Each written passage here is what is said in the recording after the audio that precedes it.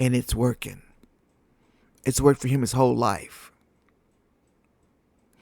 Yeah, it has. It is.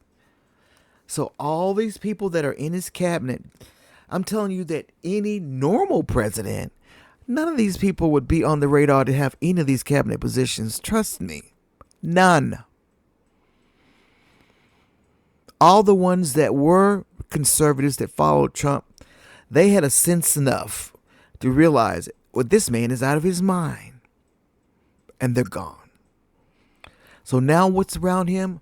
A bunch of kissing the feet Trump loyalists who will never tell him anything that he's done is wrong or out of order.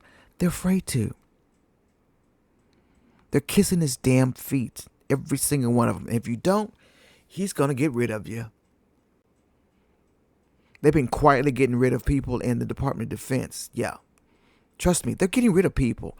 If they think there's leaks coming out to the press, you're gone.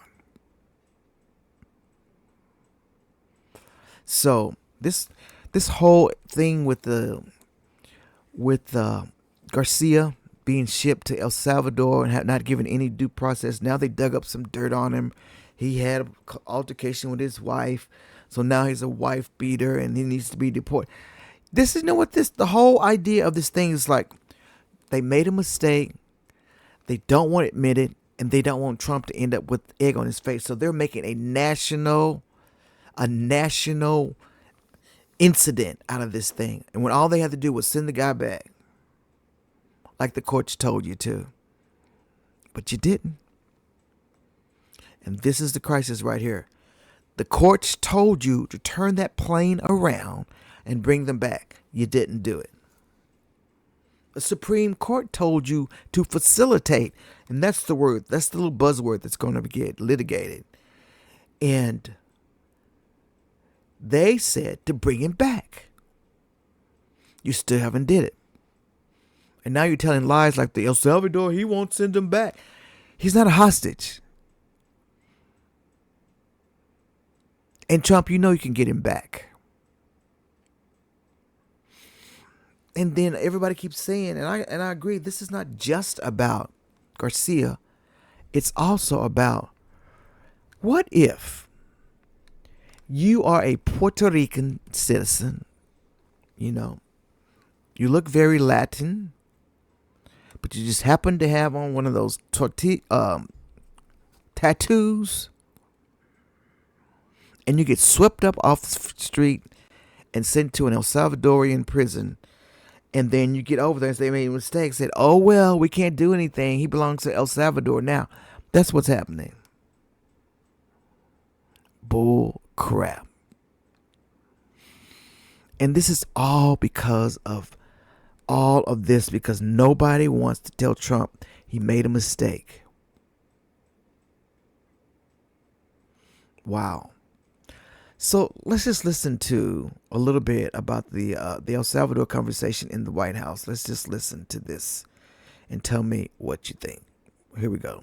From this very low-rated anchor at CB. Thank you, President Trump. Do you plan to ask President Bukele to help return the man who your administration says was mistakenly deported?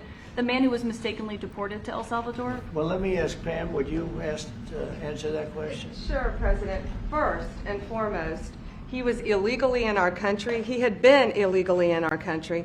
And in 2019, two courts, an immigration court and an appellate immigration court, ruled that he was a member of MS-13 and he was illegally in our country.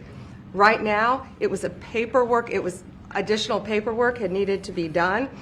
That's up to El Salvador if they want to return him. That's not up to us. The Supreme Court ruled, President, that if, as El Salvador wants to return him, this is international matters, foreign affairs, if they wanted to return him, we would facilitate it, meaning provide a plane.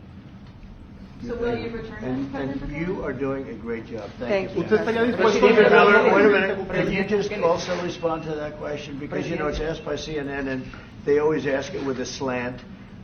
Because they're totally slanted because they don't know what's happening. That's why nobody's watching them. But would you answer that question also, please? Yes, gladly.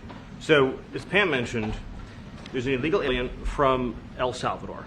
So, with respect to you, he's a citizen of El Salvador. So, it's very arrogant even for American media to suggest that we would even tell El Salvador how to handle their own citizens. I just want to stop that. That's Stephen Miller. He's the White House Deputy Chief of Staff and a security advisor. He's always stepping in like he knows something. He's not a lawyer.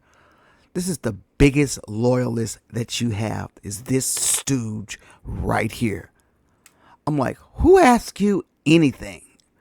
And guys, this is just, the way they sit around in the Oval Office is just ridiculous.